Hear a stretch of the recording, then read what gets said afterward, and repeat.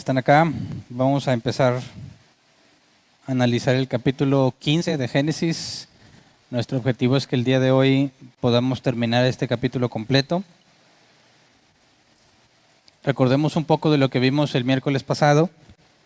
En el capítulo 14 vimos que había una guerra entre los pueblos de Sodoma, Gomorra y otros contra otras naciones de las cuales se independizaron de la esclavitud, y luego los 4 reyes que tenían esclavizados a Sodoma y Gomorra y otros se unieron creando un solo ejército y fueron a atacar, y Lot estaba viviendo en Gomorra, llevan cautivo a Lot. Abraham junta un ejército de 300 personas y va a rescatar a su sobrino Lot, logra rescatarlo.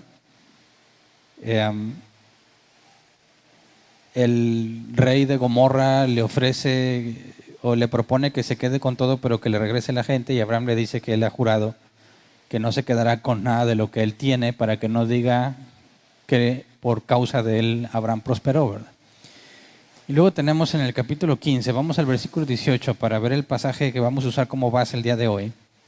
Dice: en aquel día el Señor hizo un pacto con Abraham. Le dijo: a tus descendientes les daré esta tierra, desde el río de Egipto hasta el gran río, el Éufrates. Y el nombre del tema es Pacto con Abraham. Y eso es lo que dice este pasaje, ¿verdad? En aquel día el Señor hizo un pacto con Abraham. Y lo curioso es que Dios ya le había dicho esto a Abraham, ¿verdad? No es nuevo. Dios ya le había dicho que le iba a dar la tierra a su descendencia. Vamos a recordarlo en Génesis capítulo 12, versículo 7. En ese capítulo se nos habla cómo Dios llamó a Abraham, ¿verdad? Y cuando Dios llama a Abraham, le dice que salga de su tierra, la primera vez que le habló no le dijo que le daría la tierra y no le dijo cuál tierra, ¿verdad? Dijo que saliera hasta donde él iba a mostrar, y después de que él empieza a caminar y a emprender el viaje, llega a Canaán, dice Génesis 12:7, allí el Señor se le apareció a Abraham y le dijo: yo le daré esta tierra a tu descendencia. Entonces Abraham erigió un altar al Señor porque se le había aparecido. Ahora, esto es lo que hay que considerar. Si Dios ya le había dicho a Abraham que le daría esa tierra, ¿por qué en el capítulo 15 tenemos a Dios haciendo un pacto con Abraham? Y el pacto consiste en que le dará esa tierra, ¿verdad? Si Dios ya le había dicho, ¿para qué el pacto? Y sobre todo, si Dios, puesto que Dios es verdadero, ¿verdad? Y Dios no miente, ¿por qué razón tendría que corroborar con un pacto lo que anteriormente dijo? Y bueno, el capítulo 15 nos da todo el contexto para entender por qué Dios establece un pacto sobre algo que ya había dicho. Abraham ya tiene experiencia desde que salió de su tierra y de su parentela. Vimos que Dios lo protegió cuando le quitaron a su esposa en Egipto. Dios lo prosperó después de lo que pasó en Egipto.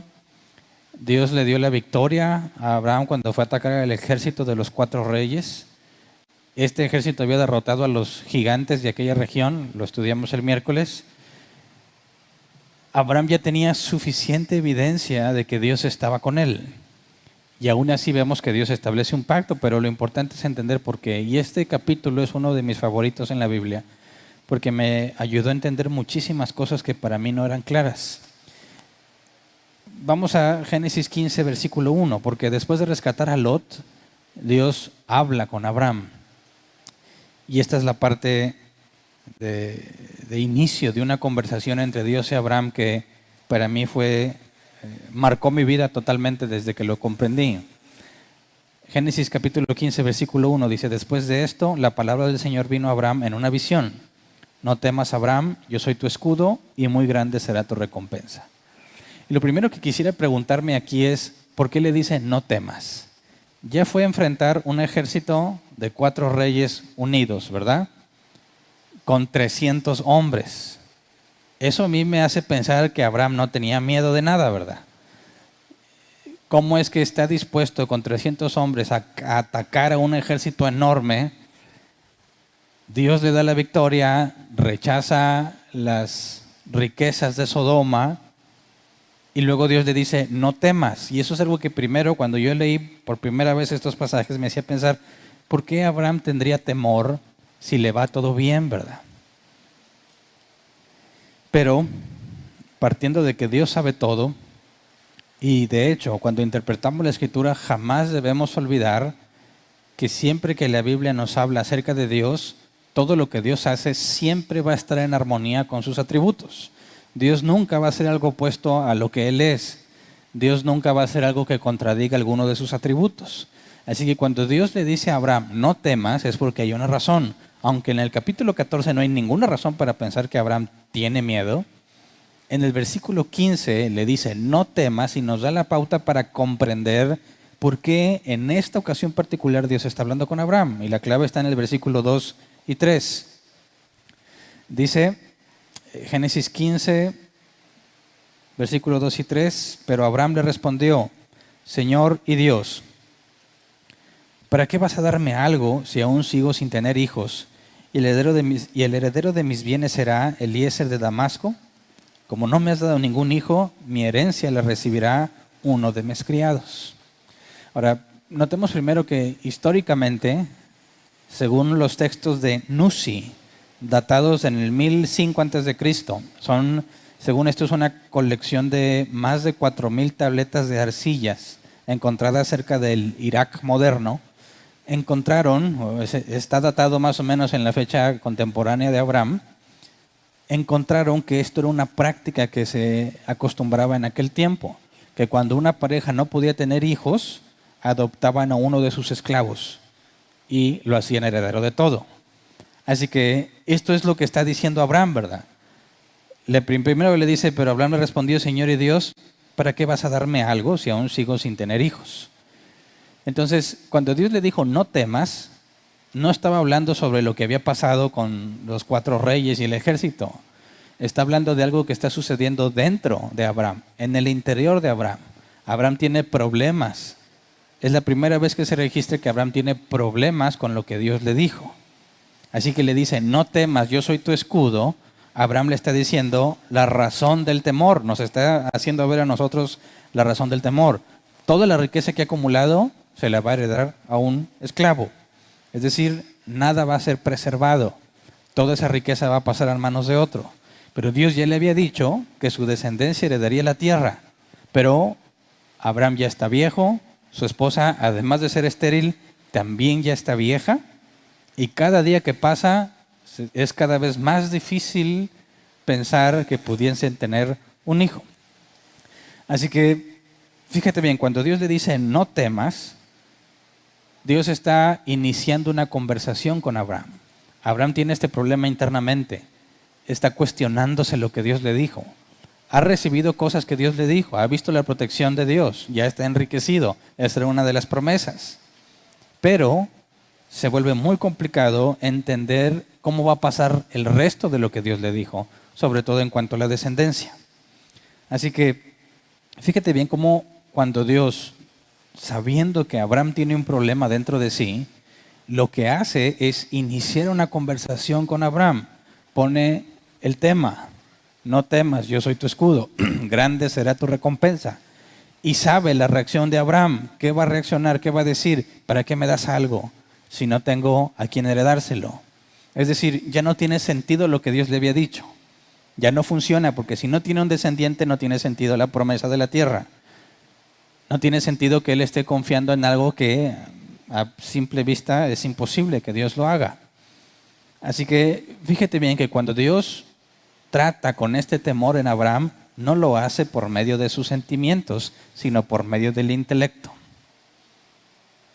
Cuando los cristianos dicen que Dios les habla, casi todos sienten algo, ¿verdad? O cuando dicen que la presencia se manifestó, sienten algo. Y sin embargo aquí, cuando Dios se manifiesta a Abraham, no lo hace por medio de las emociones ni los sentimientos, sino por medio del intelecto. Establece una conversación, un punto de partida donde Abraham empieza a decir lo que le pasa. Fíjate bien que esta conversación que Dios inicia la vimos desde que Adán y Eva pecaron, ¿verdad? Dios inició una conversación y ellos, en lugar de sincerarse, decidieron esconderse. Estamos escondidos porque estamos desnudos. ¿Acaso comiste del árbol que te dije que no comieras? Y Adán empieza a echarle la culpa a su mujer, ¿verdad? Luego después con Caín, ¿dónde está tu hermano Abel? Y le dice, ¿soy yo guarda de mi hermano? Y en lugar de confesar o aclarar la situación, decide esconderse. Ahora, aquí está hablando con Abraham, no temas, yo soy tu escudo, grande será tu recompensa. Y Abraham no duda en comunicarle cómo se siente. ¿Para qué? ¿Para qué me vas a dar algo? Fíjate bien, esta actitud normalmente se percibe como algo que no deberías hacer ante Dios. No deberías cuestionarlo sobre lo que está pasando. Deberías de confiar en Él, ¿verdad? Pero Abraham le dice, ¿para qué? ¿Para qué quiero lo que tengo? ¿Para qué si no tengo a quién dárselo? Así que, como le hace una pregunta a Dios, ¿para qué me vas a dar algo? Eso es lo que entendemos como cuestionar a alguien, ¿verdad? ¿Para qué? No le está diciendo, sí Señor, yo creo, yo lo recibo por fe, cosas que dicen los cristianos, sino que dicen, ¿para qué? Y esa pregunta es muy importante porque la reacción de Dios es lo que tenemos que tener muy en claro y es lo que a mí me hizo entender muchísimas cosas en las que yo tenía problema. Génesis 15, versículo 4 y 5. Abraham le ha dicho, ¿para qué si Eliezer de Damasco va a heredar todo lo que tengo, verdad? Génesis 15, 4 y 5 dice, no, ese hombre no ha de ser tu heredero, le contestó el Señor. Tu heredero será tu propio hijo. Luego el Señor lo llevó afuera y le dijo, mira hacia el cielo y cuenta las estrellas, a ver si puedes. Así de numerosa será tu descendencia. Y es en esta parte donde me dio mucho gusto saber que el Dios de la Biblia no es el Dios que a mí me enseñaron. Porque a mí me enseñaron que si te atreves a dudar sobre lo que Dios ha dicho, ya no se va a cumplir. Es decir, a mí me decían, Dios ya depositó la promesa y está puesta sobre tu fe. Al momento en que dudas, se cae y se quiebra todo, ¿verdad? Y se acabó. Ya no va a pasar lo que Dios dijo, porque te atreviste a dudar. Si dudas al menos una vez, todo se viene abajo y ya no se va a cumplir. Eso era muy frustrante porque yo soy muy, ¿cómo decirlo? Me cuestiono todo, ¿verdad? Soy necio. Me cuesta entender las cosas. Y cuando yo leo que Dios ha dicho algo, tiendo a preguntarme si tiene sentido lo que dice aquí. Y entonces, cuando a mí me decían, porque ese era el problema, estos pastores que llegué a tener aseguraban que Dios hablaba a través de ellos, ¿verdad? Entonces, cuando ellos te decían algo, es como si Dios mismo lo hubiera dicho y tenías que creerles ciegamente, porque si no les creías, no iba a pasar. Y bueno, pues eran tan problemáticas las cosas que ellos decían que no podías evitar dudarlo, o sea, en serio. Pero ya no se va a cumplir porque ya dudé. Entonces nunca podía alcanzar nada, ¿verdad? Nunca. Porque siempre, aunque me esforzaba y decía, no voy a pensar, no voy a pensar, no voy a pensar, y me duraba muchos días, llegaba el día en que me cuestionaba, no creo, y ya me acordé, ya perdí mi bendición. Entonces nunca pude alcanzar las promesas que me dijeron porque siempre dudaba, siempre me cuestionaba. Es decir, a mí me enseñaron que la fe es ciega, que no puedes tratar de hallarle sentido a lo que Dios ha dicho. Simplemente debes creerlo. Y aquí tengo a Abraham cuestionándole a Dios sobre el sentido de lo que dijo. ¿Para qué me vas a dar algo si no tengo a quién heredárselo? Y eso es lo que me dijeron que estaba prohibido hacer. En pocas palabras te dicen, cuando entras a la iglesia, deja tu cerebro afuera. Todo aquí recíbelo por fe. Y no se te ocurra volver a tomar el cerebro porque ya no se va a cumplir. Y bueno, qué conveniente, ¿no? Porque era tan obvio las mentiras de ellos que con solo un poquito de pensar les encontrabas el error, pero ellos no querían que pensaras. Y de hecho era la protección más útil o más efectiva que ellos tenían. Porque si aseguraban que algo te iba a pasar en nombre de Dios o palabra de Dios y no se cumplía, siempre tenían la explicación. Te faltó fe. Así que te darías cuenta, como yo lo hice, que era imposible alcanzar algo de parte de Dios porque siempre dudas sobre lo que se supone que va a pasar. Y en este caso, cuando a mí me demandaban una fe ciega y veo que Abraham está cuestionando el mismísimo Dios sobre lo que él dijo, porque a Abraham no le hace sentido, no tiene sentido que haya salido de su tierra a recibir una heredad si no se le va a heredar a nadie conforme lo que Dios había dicho, ¿verdad? no se puede comprender lo que Dios había dicho. No tiene sentido la promesa que Dios le hizo. Así que Abraham tiene un conflicto interno. No comprende. No puede seguir viviendo confiando en lo que Dios ha dicho porque no tiene sentido. Sin descendencia no tiene sentido nada de lo demás. Así que yo esperaba cuando lo leí las primeras veces que Dios se molestara o se enojara, como me habían dicho que iba a suceder, cuando te atrevieras a cuestionar a Dios. Pero la respuesta es muy distinta, ¿verdad? Le dice, no, ven, sal afuera y mira las estrellas y cuéntalas a ver si puedes. Así va a ser tu descendencia. Y ahora, ¿qué sentido tiene que ver? ¿O qué sentido tiene eso? Abraham está en su tienda, ¿verdad? Tiene que salir y ver el cielo. Y me imagino yo que no estaba nublado para que se pudieran ver todas las estrellas, ¿verdad? Cuéntalas a ver si puedes. ¿Y eso qué? ¿Qué relación tiene con que voy a tener un hijo y saber cuántas estrellas hay? No, es que cuando te vas tú al rancho, al monte, donde no hay luz, donde es una completa oscuridad y no hay luna llena, no hay luna, y volteas a ver el cielo claro, sin nubes, ves una inmensidad tan grande de estrellas que la conclusión es de asombro. ¿Cómo puede ser algo tan majestuoso y tan incontable? Y es Dios quien está hablando con Abraham, y es Dios el creador de todo, y le dice, mira el cielo. Y eso debe provocar asombro en Abraham. ¿Cómo es que si Dios puede hacer todo eso, no puede darte un hijo? ¿Me explico? Pero fíjate cómo Dios no se enoja, sino que lo persuade. Le lleva a sacar conclusiones. Todo es intelectual, nada es emocional. ¿Me explico? No sintió bonito, no se cayó, no lloró, no se revolcó. Dios lo llevó a pensar y a razonar. No le ha dado una explicación clara, pero le ha dicho, mira, saca una conclusión, mira todo lo que he creado. Para mí será imposible darte un hijo. Y entonces el razonamiento tiene que ser contrapuesto, porque Abraham decía, ¿qué sentido tiene lo que Dios me va a dar si no tengo hijo? Si no tengo un hijo o no tengo hijos, de nada sirve lo que Dios dijo, sería falso. Y Dios le dice, espérate, mira todo lo que he hecho, ¿será imposible que te dé un hijo? Así que el razonamiento cambia, ¿verdad? Abraham tiene que tomar una decisión, o sigue razonando como razonaba, asumiendo que naturalmente es imposible que pueda tener hijos, o razona partiendo de que Dios es todopoderoso. Y esa conclusión, si partes de que Dios todo lo puede, entonces nada es imposible. Fíjate cómo Abraham está razonando en un principio y Dios lo lleva a seguir razonando, pero con la premisa correcta. Si tú razonas partiendo de algo natural, tus conclusiones van a ser muy distintas a que si razonas partiendo de un Dios todopoderoso, ¿verdad? De un Dios bueno. Entonces, todo está sucediendo en el cerebro de Abraham, ¿verdad? Lo está llevando a replantearse lo que para Abraham era un problema. Y luego dice el versículo 6, Génesis 15:6, Abraham creyó al Señor y el Señor se lo reconoció como justicia.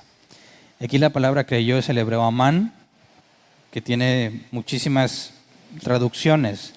En la concordancia Strong nos pone esta palabra, tiene varias definiciones como creer, confirmar, apoyar, confiar, ser fuerte, estar afirmado. De manera que cuando nos dice creyó al Señor, considerando todas las posibles traducciones, no está hablando del acto de creer que hay algo, sino de apoyarse firmemente en algo. Por eso la palabra fe o creer en nuestro idioma queda mejor explicada con la palabra confiar. Confiar en algo que se ha ganado tu confianza.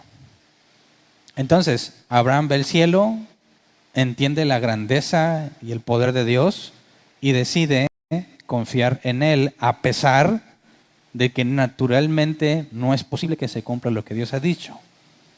Y eso le es contado como justicia. Es decir, ya vimos que Abraham, cuando va a Egipto, pues echó su mentirilla, ¿verdad? No digas que eres mi esposa, di que eres mi hermana, y era una verdad a medias, que lo metió en muchos problemas, pero Dios en su misericordia lo libra, ¿verdad? Así que podríamos decir que Abraham era justo. No, ya le pescamos de errores, ¿verdad? Pero lo que dice la Escritura no es que Abraham fuese justo, sino que fue contado como si fuera justo. Y eso es lo que distingue el cristianismo de cualquier otra religión, de cualquier otra creencia. Porque cualquier religión en el mundo enseña que tienes que hacer ciertas cosas para salvarte. Aún el judaísmo, que compartimos el Antiguo Testamento, pero aún ellos enseñan que cuando te mueras van a poner en una balanza tus obras buenas y tus obras malas. Y si las buenas son mayores que las malas, te salvaste. Como quiera, está basado en lo que haces.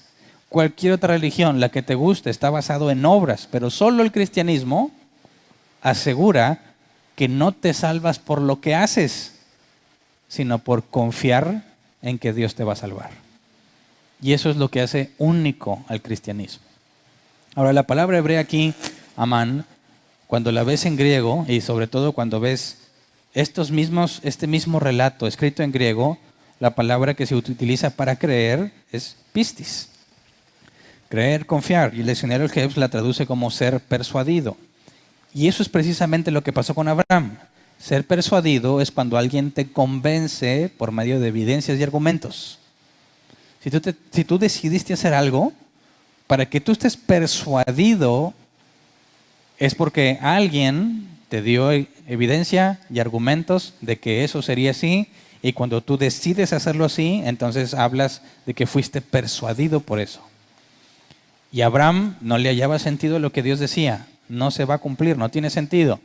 Dios le dice, mira mi poder. Y Abraham fue persuadido. Los argumentos y la evidencia que Dios le pone lo convencen. Y esa es la definición de fe. Y fíjate cómo fue un proceso intelectual. ¿Me explico?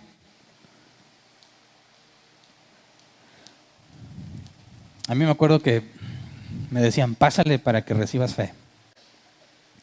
Y tenías que pasar al frente y esperar que alguien te pusiera manos. Obviamente con show incluido, ¿verdad? Para que tuvieras más fe.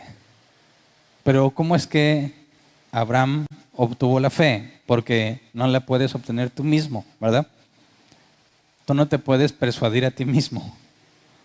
Tiene que haber alguien que te dé evidencias y argumentos de manera que te persuada. Por eso sabemos bíblicamente que la fe no es algo que tú puedas generar. Dios te tiene que dar fe. Y la fe que tenía Abraham era escasa o nula antes de que Dios le presentara evidencias y argumentos para que crea en él. Y entonces fue persuadido. Entonces, dice, se le contó como justicia. Eso es la salvación. El salmista dice, bienaventurado el hombre a quien no se le toman en cuenta sus pecados. Todos pecamos, pero Dios ha decidido a algunos considerarlos justos, aún a pesar de que pecan. Y es por eso que esos algunos se salvarán, no porque se portaron bien, sino porque Dios ha decidido no tomar en cuenta su pecado. Y no lo hace injustamente, porque Jesús proveyó el pago en la cruz de Cristo. Más adelante lo estudiaremos con más detalle. Pero por lo pronto, lo que vemos aquí, lo que se pone como base para hablar de Abraham como un hombre justo ante Dios, es la confianza en Dios. Y lo interesante es que es antes de la ley de Moisés. Cuando Dios estipuló la ley, les dijo claramente, si haces esto vas a ser bendecido. Si no lo haces, vas a experimentar maldición, ¿verdad? Pero Abraham, ¿qué le dijo que tenía que hacer para que fuera bendecido? Nada. ¿Qué tenía que hacer Abraham para que se cumpliera? Nada. Simplemente confía. Fíjate, vamos a Gálatas capítulo 3, versículo 1 al 9. Son palabras duras de Pablo a los Gálatas. Gracias. Y me parece que todavía hay algunos cristianos hoy en día que tienen conflicto con esto y deberían leer esto con detalle. Gálatas 3, 1 al 9 dice, Gálatas torpes, ¿quién los ha hechizado a ustedes ante quienes Jesucristo crucificado ha sido presentado tan claramente? Solo quiero que me respondan esto. ¿Recibieron el Espíritu por las obras que demanda la ley o por la fe con que aceptaron el mensaje? ¿Tan torpes son? Después de haber comenzado con el Espíritu, ¿pretenden ahora perfeccionarse con esfuerzos humanos? ¿Tanto sufrir para nada, si es que de veras fue para nada? Al darles Dios su Espíritu y hacer milagros entre ustedes, ¿lo hace por las obras que demanda la ley o por la fe con que han aceptado el mensaje? Así fue con Abraham. Le creyó a Dios y esto se le tomó en cuenta como justicia. Por lo tanto, sepan que los descendientes de Abraham son aquellos que viven por la fe. En efecto, la Escritura, habiendo previsto que Dios justificaría por la fe a las naciones, anunció de antemano el Evangelio a Abraham. Por medio de ti serán bendecidas todas las naciones. Así que los que viven por la fe son bendecidos junto con Abraham, el hombre de fe. Fíjate bien, en este contexto tenían problemas con los judaizantes, porque los judaizantes venían y decían, tienes que obedecer la ley de Moisés. Y hoy en día eso lo siguen pidiendo. Te aseguran que tienes que vivir bajo la ley de Moisés. Dices, ¿por qué? Porque es una ley perpetua y porque lo tienes que hacer. Dices, pero no entiendes que antes de la ley, Abraham, de donde vienen todo Israel, no se le pidió que obedeciese ninguna ley, solamente que confiara en Dios. ¿Me explico? Entonces dicen algunos, bueno, ok, Dios ya te dio el regalo inicial, pero ahora tienes que esforzarte para que pueda salvarte. Y es exactamente lo mismo que los judaizantes proponen. No es mi esfuerzo lo que me lleva a la salvación, es lo que Dios ya hizo por mí. ¿Me explico? Si yo tengo que confiar en Dios, obviamente veremos más adelante un poco más sobre la fe. La Escritura nos enseña en el Nuevo Testamento que la fe sin obras es muerta. Así que la confianza en Dios tiene que estar basada en evidencias y argumentos, ¿verdad?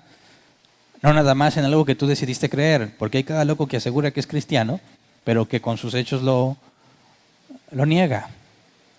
La evidencia y el argumento es tu propia vida. El nuevo nacimiento es el requisito indispensable. Jesús le dijo a Nicodemo, a menos que nazcas de nuevo, no puedes entrar al reino de los cielos.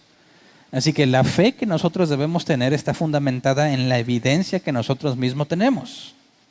Y a veces es muy difícil verla, ¿verdad? Porque a veces esperamos ver las buenas obras que confirmen que somos de Dios y no las encuentras. Todos pasamos por periodos difíciles en nuestras vidas donde es difícil encontrar las buenas obras que deberías estar haciendo, porque normalmente te equivocas. Pero el simple hecho de que estés angustiado por saber si eres de Dios o no, ya es mucha evidencia a tu favor. No sé si me explico. Gálatas torpes. ¿Crees tú que vas a perfeccionarte por esfuerzo humano? Eso es absurdo. Si Dios te declaró justo, no hay nadie que pueda revocarlo, ni tú mismo. Por eso es que dice, la descendencia de Abraham. Fíjate que Abraham no entiende. Abraham está esperando que toda su descendencia va a ser física. Y dice Pablo, a él se le anunció el Evangelio. Todas las naciones de la tierra serán benditas en ti. ¿A qué se refería? No a la descendencia según la carne, sino según Dios. A todos los que harían nacer de nuevo, como lo hizo con Abraham. A todos los hijos de Abraham según la fe, no según la ley de Moisés. Entonces, qué interesante que cuando Abraham cuestiona a Dios, Dios no se enoja, sino que lo lleva a razonar correctamente, partiendo de las premisas correctas. Para Dios no hay nada imposible. ¿Por qué ha de desesperarse o frustrarse? Y el hecho de que Abraham confíe no es algo que él hace por sí mismo, porque fue Dios quien lo persuadió. ¿Me explico? Luego leamos versículos 7 al 9, Génesis 15, 7 al 9. Dice, además le dijo, yo soy el Señor que te hice salir de Ur de los Caldeos para darte en posesión. Era una tierra que ya estaba ocupada.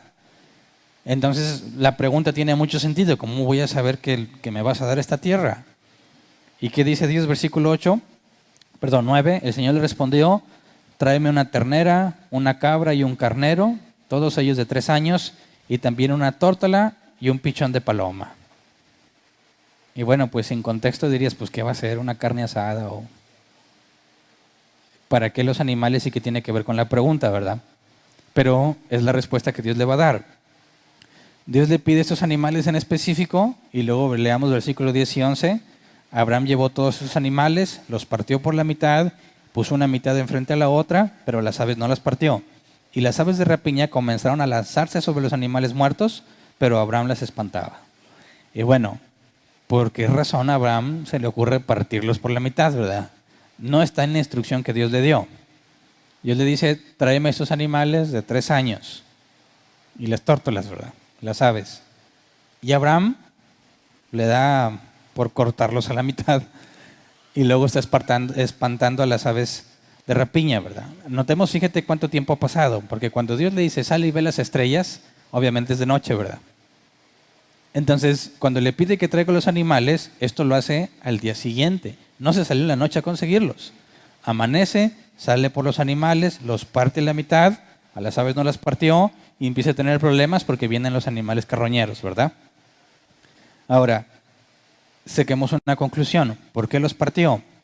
Yo he escuchado distintos comentarios al respecto. Algunos aseguran que era el contexto de idolatría de Abraham. Sabemos, y lo leímos, que Abraham vivía en uno de los principales centros de oración, de adoración, pagana. Y cuando Dios le mandó a hablar, tanto él como su padre estaban en idolatría.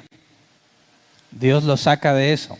Y algunos consideran que Abraham es el primero registrado en la escritura después del diluvio, obviamente a excepción de Noé, Cam y Jafet y Sem.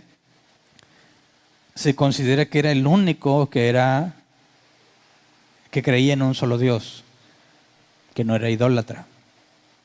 Y entonces dicen que cuando se le ocurre partir los animales, piensan que en algún contexto era una costumbre de aquel tiempo, pues ofrecérselos a sus deidades de esa forma, pero no hay nada bíblico que lo certifique. De hecho, me parece que vamos a Jeremías, versículo 34, 18 al 20, ahí está la respuesta de lo que Abraham está haciendo.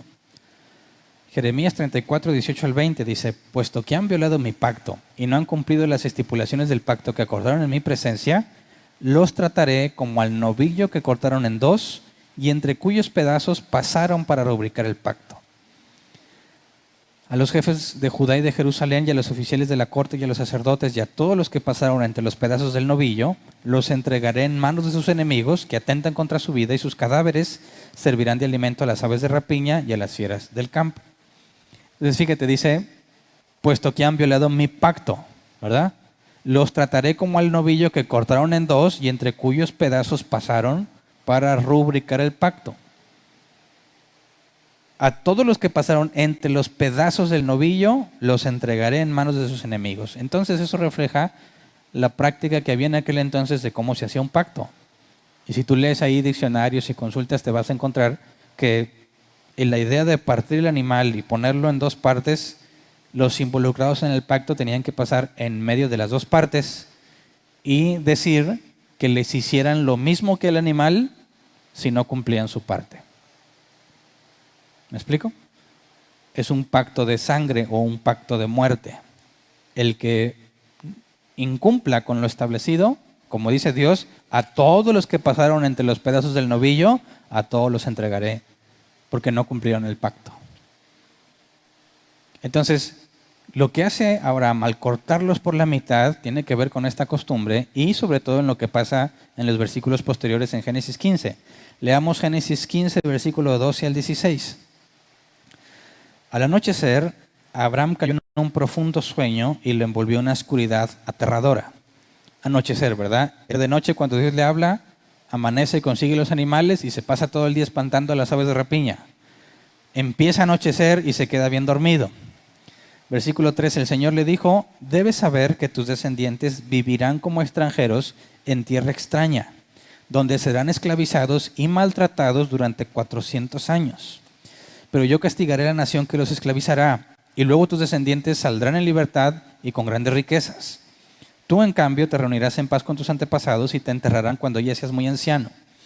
4 generaciones después tus descendientes volverán a este lugar, porque antes de eso no habrá llegado al colmo la iniquidad de los amorreos. ¿Qué está haciendo Dios aquí? Dándole muchísima información sobre lo que pasará con su descendencia. Abraham tenía la pregunta de cómo sabría que iba a poseer la tierra. Poseer la tierra implica que se le iba a dar a su descendencia. ¿De cómo voy a saber que sí voy a tener tanta descendencia? Y Dios le dice, por todos los planes que tengo con ellos. Porque esto es lo que va a pasar. Y si todo eso va a pasar con su descendencia después de 400 años, es un hecho que va a tener descendencia. Dios tiene planes con ellos. Así que le da otra herramienta para que tenga confianza.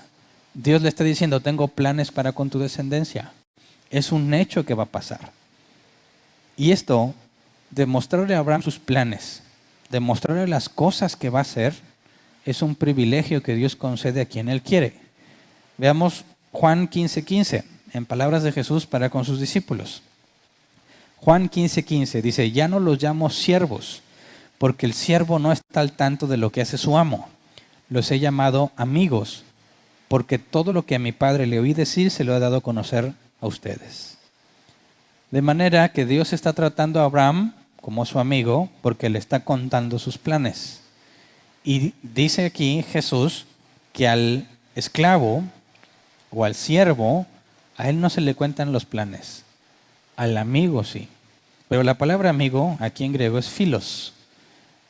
Se traduce como un ser amado o querido. El diccionario Helps lo dice así: alguien muy querido o apreciado de una manera personal e íntima, un confidente de confianza. Así que cuando Dios le cuenta sus planes a Abraham, aparte le está mostrando que es muy amado, que es parte de una relación muy cercana para con él. Y eso solamente se puede lograr, como dice la Escritura, es imposible agradar a Dios si no tienes fe. Sin fe es imposible agradar a Dios. Antes de que Dios le mostrara sus planes a Abraham y lo trate como amigo, en la palabra filos, como alguien amado, lo primero que hizo fue darle la fe que requería. ¿Me explico? Entonces fíjate cómo no hay nada que esté Abraham haciendo para ganarse lo que está pasando. Él está metido con sus dudas y sigue preguntando, y Dios está haciendo todo lo que requiere Abraham para que confíe en él. A mí me enseñaron que yo tengo que tener la fe necesaria. Y yo lo que veo es que Dios te da la fe que necesitas. De manera que en lugar de esforzarte por tener fe, lo que debes hacer es confiar en Dios, en que si Él lo dijo, Él lo hará. ¿Y qué pasa si no tengo suficiente fe, suficiente confianza? Dios te va a dar la que necesitas. Porque Dios no es hombre para que mienta, ni hijo de hombre para que se arrepienta. Si Dios ha dicho, nadie lo puede contradecir. Si Él lo dijo, Él lo va a hacer. Así que en eso radica la confianza que el Hijo de Dios tiene en Dios, en que Él es el que suple lo que se requiere para que sus planes se cumplan y que es imposible que tú lo puedas estropear, como me enseñaron a mí. Y luego, versículo 17 al 21, Génesis 15, 17 al 21. Cuando el sol se puso y cayó la noche, aparecieron una hornilla humeante y una antorcha encendida, las cuales pasaban entre los animales descuartizados. En aquel día el Señor hizo un pacto con Abraham. Le dijo, a tus descendientes les daré esta tierra, desde el río de Egipto hasta el gran río, el Éufrates. Me refiero a la tierra de los kenitas, los kenicitas, los cadmoneos, los hititas, los fereceos, los refaitas, los amorreos, los cananeos, los gergeseos y los jebuseos. Y aquí está la conexión con lo que leímos en Jeremías. Están los animales partidos a la mitad, aparece una hornilla humeante y una torcha encendida y pasan en el medio de los animales, tal como Jeremías lo describe. Y dice, hizo Dios un pacto con Abraham. Pero, ¿quiénes son los que pasan? Abraham no pasó en medio de los animales. Así que el pacto es con Abraham, pero Abraham no forma parte de las obligaciones del pacto, ¿verdad? Porque Abraham no pasa por los animales. Los involucrados tenían que pasar entre los animales, pero el único que pasa entre los animales es Dios. Así que el pacto que Dios hace es consigo mismo en beneficio de Abraham. Y eso es lo que se le conoce como testamento. ¿Me explico? Porque para que recibas una herencia que alguien te dejó en su testamento, ¿qué requieres? ¿Qué tienes que hacer tú? Nada, eso ya quedó establecido. Y eso es lo que Dios está haciendo aquí con Abraham. Entonces preguntábamos al inicio, ¿para qué hacer un pacto si Dios ya lo había dicho? Para que Abraham confíe. ¿Me explico? No porque estuviera en cuestionamiento la veracidad de Dios. No porque Dios no lo haya dicho en serio y luego lo tenía que demostrar. No, porque Abraham tenía problemas para confiar. Así lo que le está diciendo Dios es, el pacto es conmigo mismo. Está jurando por sí mismo que se le dará. ¿Para qué? Para que Abraham esté con su conciencia y su intelecto tranquilo, confiando en Dios. Eso es lo que debe de pasar con nosotros cuando leemos la Escritura. Podemos tener dudas, cuestionamientos sobre lo que Dios está haciendo, pero si Dios habla contigo, ¿cómo se manifiesta? ¿Con ñáñaras? ¿Cayendo al suelo? No. Aquí queda claro, estás en paz, tienes suficientes evidencias y argumentos, eres persuadido cuando lees la Escritura. Por eso el cristiano debe leer la Biblia no como el hábito, tengo que leer, sí, para llenarme de Dios, no. Necesitas meditarla y empezar a conocer a Dios por medio de lo que está escrito y entonces empiezas a confiar en Él. El pacto es de Dios para con Dios, beneficiando a Abraham. La ley de Moisés era Dios y el pueblo, ¿verdad? Y el pueblo se tenía que comprometer y Dios se comprometía. Con Abraham, Dios le dice, esto lo hago yo, tú solamente confía. Por eso es que esa es la única forma en la que la salvación es posible para los hombres, porque no se le requiere nada al hombre. Si el hombre se esforzara por salvarse por medio de lo que él hace, es imposible. Y Jesús le dijo a la gente, para los hombres es imposible la salvación, pero para Dios todo es posible. ¿Por qué? Porque Él iba a suplir la justicia que tú y yo nunca podemos alcanzar, que jamás alcanzaremos. Y Él se la da a quien Él quiere, como en este caso se la dio a Abraham. Ten, tú eres declarado justo simplemente porque confías en mí. Bueno, pero es que Abraham le echó ganas para confiar. No, quien persuadió a Abraham fue Dios. Así que, ¿cómo ves? ¿Necesitarás recibir a Cristo en tu corazón, aceptarlo como Señor y Salvador? No, que va. Dios te va a persuadir cuando Él quiere. Y no te va a preguntar si quieres o no. Te convence. ¿Me explico? ¿Cómo sabes que eres cristiano? Pues simplemente lo sé. ¿Sabes que te vas a salvar o no? ¿Te vas a salvar? Claro. ¿Y cómo estás seguro? Porque es lo que Dios prometió. ¿Pero qué te hace confiar? Que yo no soy el mismo de antes. Me transformó. Yo no me transformé. Yo no me cambié. Él me cambió. Y no me ha dejado hacer mi voluntad en todo este tiempo. Porque si por mí fuera, yo no estaría aquí. Ni tú. Pero Él es tan persuasivo como con Jonás,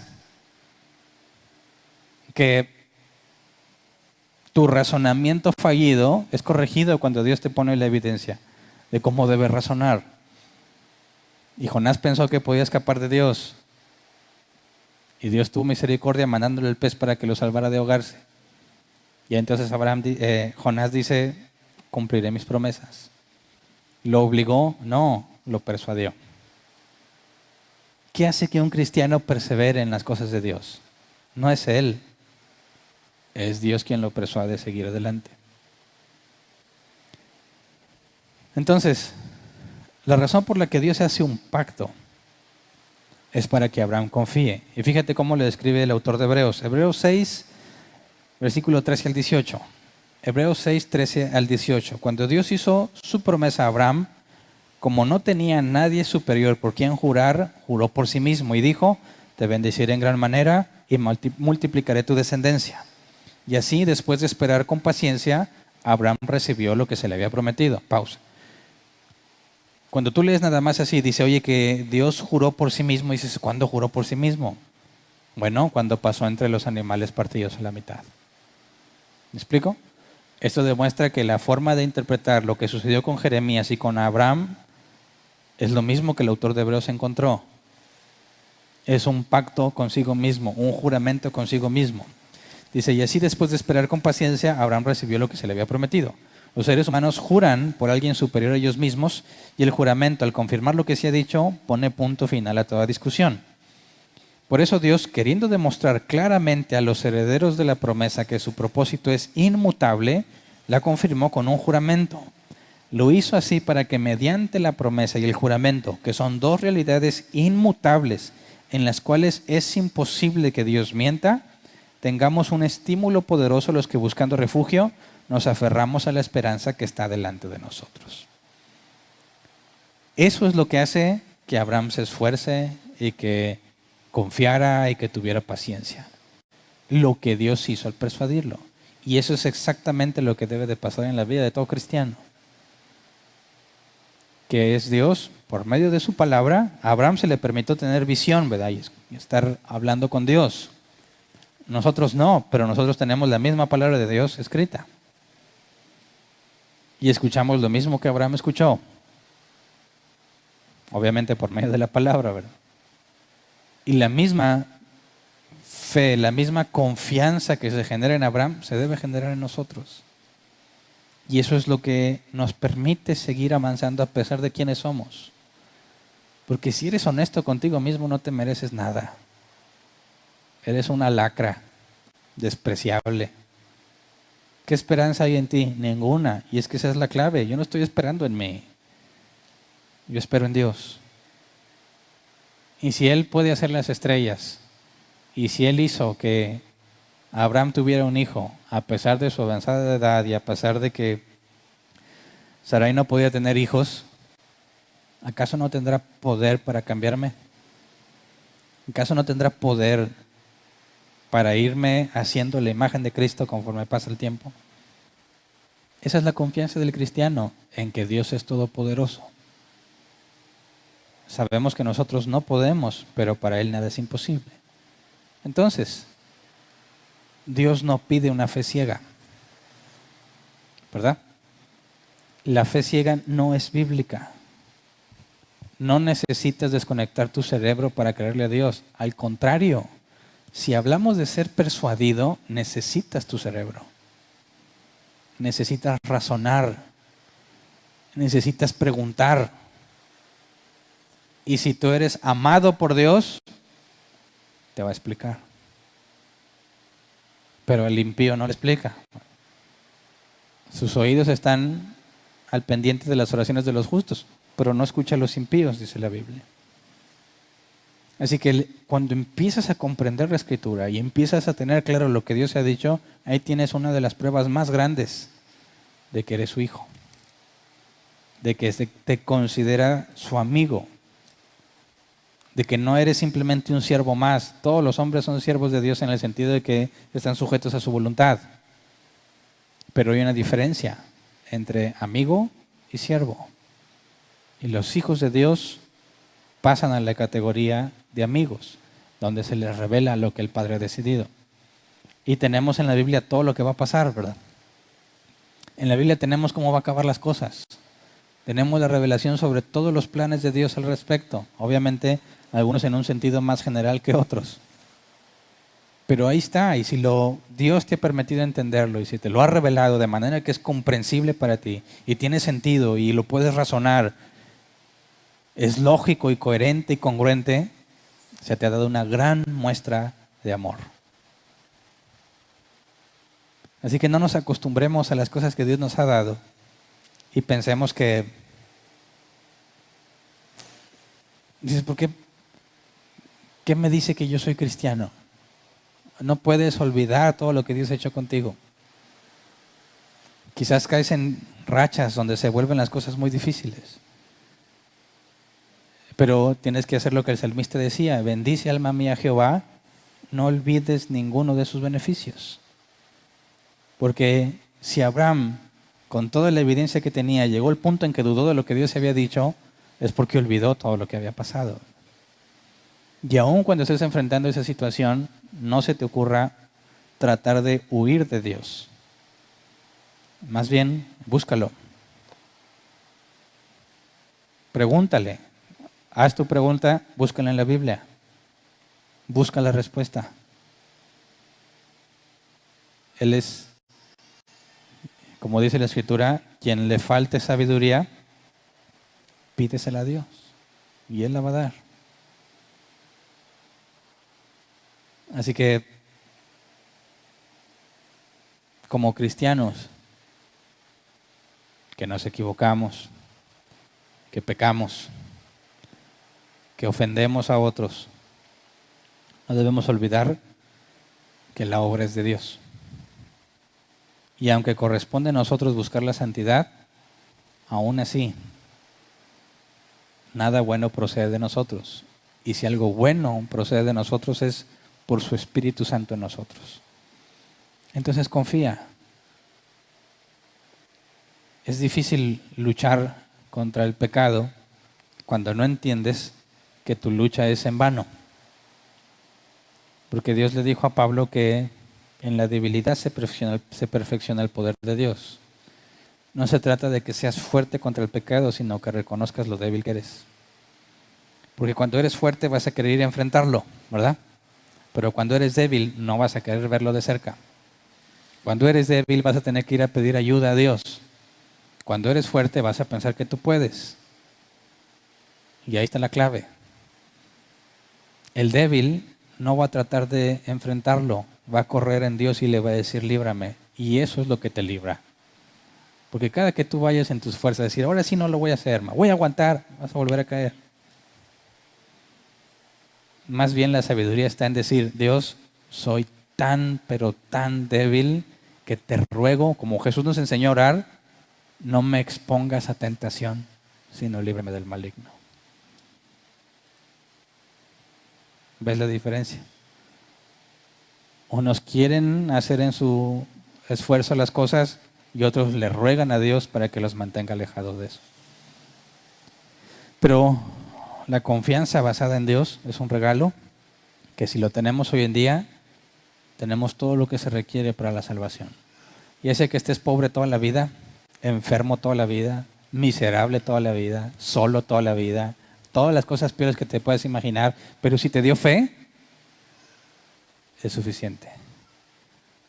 Las cosas de este mundo pasarán, pero la eternidad estarás con Dios.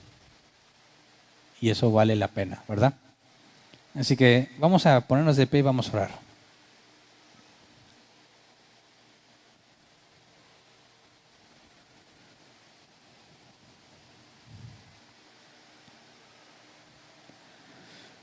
Nuestra confianza en Dios debe estar basada en Dios, ¿verdad?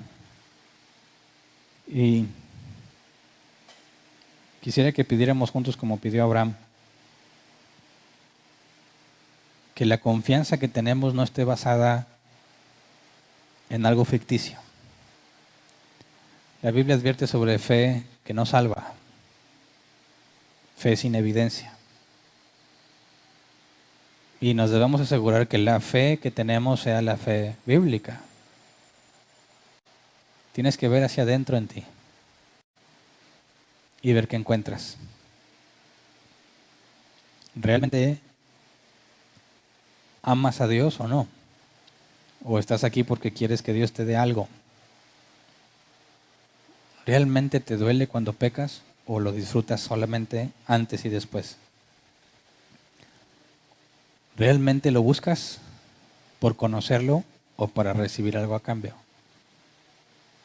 Esas son cosas en las que no te puedes engañar a ti mismo.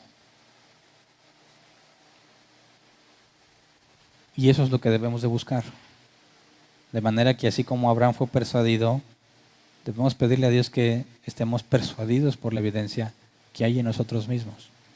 No de ausencia de pecado, sino dependencia de Él. Así que vamos a orar, Señor.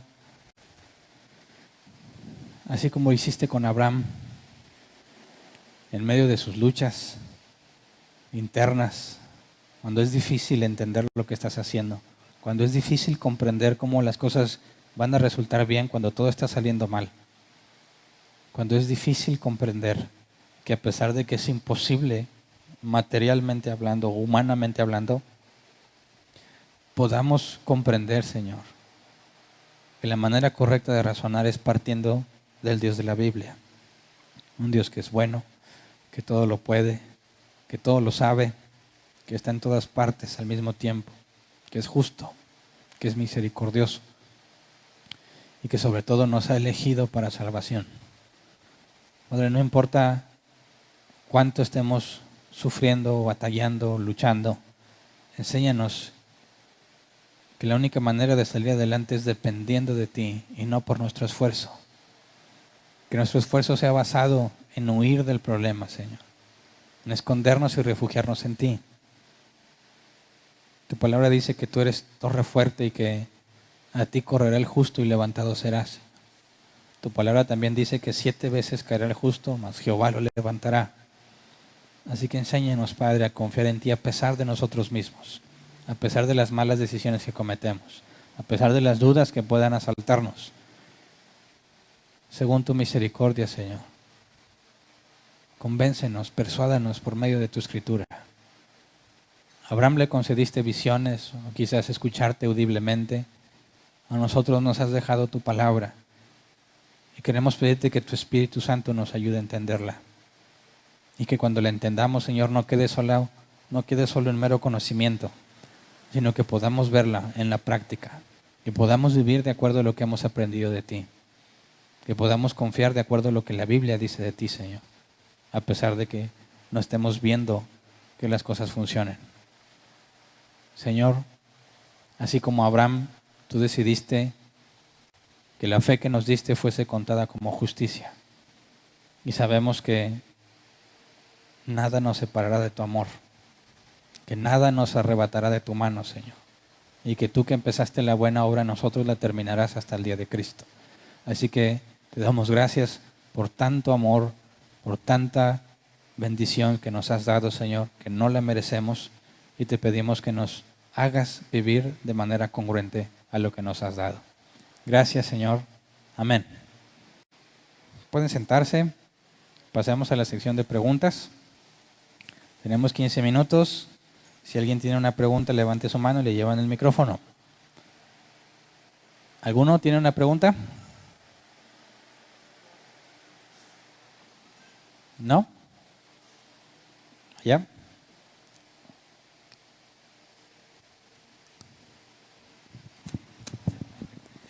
¿Qué tal, Hernán? Observando o poniendo atención en el relato de Abraham, que Dios le prometió descendencia aun cuando él no tenía la capacidad natural de tener descendencia, bajo ese relato, ¿crees que el cristianismo tenga un punto ciego, un punto en el que la razón y la lógica simplemente salgan de escena, donde tengas que creer por creer? O sea, ¿crees que el cristianismo tenga ese punto donde simplemente tengas... Y en el caso de que exista ese punto, ¿crees que el argumento sea un argumento sólido por parte de los escépticos? Ok. Bueno, me parece que bíblicamente hablando, nada de lo que Dios ha dicho puede estar fuera de su propia naturaleza, ¿verdad? Y si Jesús es el Logos, nada de lo que ha dicho sería una contradicción lógica. Puede ser un misterio, ¿verdad? O sea, puede ser una paradoja, cosas que parecen contradictorias pero no lo son, y que escapen de nuestro entendimiento resolverlo, pero bíblicamente no podría ser contradictorio. Entonces, cuando alguien asume que es una debilidad, me parece que no es un argumento válido, porque se puede probar que no es contradictorio. Podemos decir que es paradójico o un misterio, pero en definitiva no contradictorio. ¿Me explico? ¿Alguien más?